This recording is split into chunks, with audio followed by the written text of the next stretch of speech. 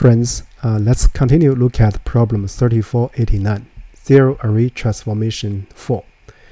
In this video, we are going to treat the extension in the previous video for the same problem. And so here we are going to construct all the possible decrements. So it's equivalent to say construct all possible sums for an array. So here what we want to do is this. When we processing the queries, so we are going to monitor for each index I. So I is greater than or equal to 0 and less than the length of nums. What are the corresponding decrement amount we can construct with these queries, right? Then we are going to get some such information. For each index I, using the current queries, what are the possible decrement amounts or the possible element sums? Then if for all I, nums I is in di, it means we could make all nums I to be 0. Then we just need to return how many queries we used. So if you do a comparison of the solution here, you will find that this solution is exactly the same as the version we went in the previous video, but the representations are different. There we are using bit mask, so here we explicitly construct all the possible decrements. Let me first finish the coding and then make some comments. First, I'm going to use this collections default dict. So I'm going to use lambda to map everything to be a set. This is just a 0, right? This set 0 is just the decrement amount. So notice that in the DP solution, we do dpi. We initialize all the DPIs as 1 because we make 0th bit position set. So this is the in parallel. So now we want to write a utility function. So to check if we can make using current state of possible, this we can make if we can make all the elements in nums 0. So define a check. So we don't need to pass anything. We just need to pay attention to the state of possible. So for I and y in enumerate. So here enumerate nums. If y not in possible I. So y is not a possible sum, right? For corresponding to index I. So we are going to return false. Otherwise, we return true, right? So then let's first do a check. If all elements in nums are 0, so we just return 0, right? So in the previous video, what we did is this. If all, see, y equals 0 for y in nums, so we're going to return 0. But here, actually, we can do this. If check, right, using current state of possible, if everything is 0, so we just return 0. This is the equivalent. Because the current state, the set is 0. It means if 0, all the element is element of set, just contains one element 0, right? So now let's construct all the possible sums. Construct all possible decrements. So this is rather straightforward. So for k, l, r value in enumerate, so queries, right? So basically we check for I in range L, R plus 1.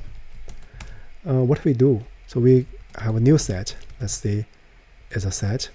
Then for all y, all decrement in possible I, right? Then new set add that decrement. Because now we can use this value, right?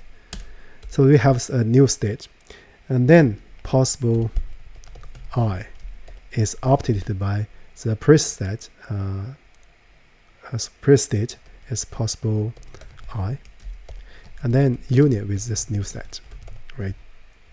So now after we do this, we immediately do a check if we can make all the elements to be 0. If so, we return k plus 1 because we just used k. From the query index starts from 0 and k, there are k plus 1 queries. So afterwards, so if we haven't got anything, so we're going to return -1. So this is the full code. Actually, if you compare this code and the DP version we won in the previous video for the same problem, then these two are identical. So let's rerun it. Yeah, it passes all the cases. Now let's look at the generic case. Yeah, it passes all the cases, but this way, this representation using explicitly all the possible decrements is slower than the previous version. So this is the full code. Up to now, we finished the solution. But now, in order to better understand how to construct all possible sums, let me write another function. Let's just call the helper, right? Self, given an array. So if we can use the element or not, so how many possible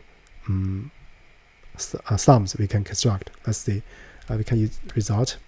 So we can use an element with element 0, set with element 0. Then what we do, so for y in array, right? So new set, so we're going to, then for element in result, right? And then the new set, we can add, so because we can choose to use the current element plus this y, right? And then what we do is return,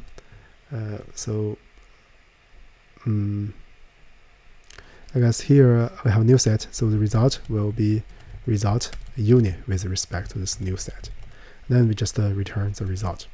So here, let me do some test. So we can do it here, right? So for example, you have an array that is 1, 2, right? Then the result, let's see, will be self helper, right? What I write, helper. So this array. Then let's print this one. Print f result. So because with this one, you can construct the sums. Let's see. So if 0 is 1, so you can choose to use 1, and then from 0, 1, you can choose to use 2. So you have 2 and 3 by adding 2 in this all the elements prism. Then you do union of this one. So you are going to get 0, 1, 2, 3, right? If you don't choose anything, you get 0. If you choose 1, you get 1.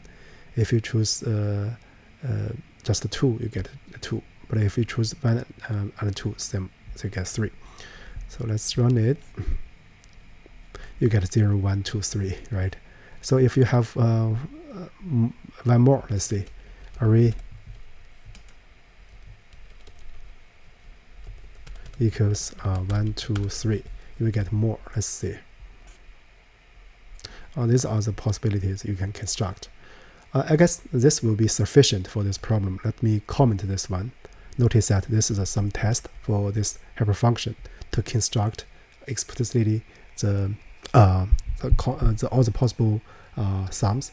So in this here, the main function here, we exactly using the same idea. Like here we have new set, and then we add this one, and then we do this. But in parallel, it's identical here. But we put this idea into the context of solving this problem. I guess with that said, that's about it for the current video. Thank you for watching.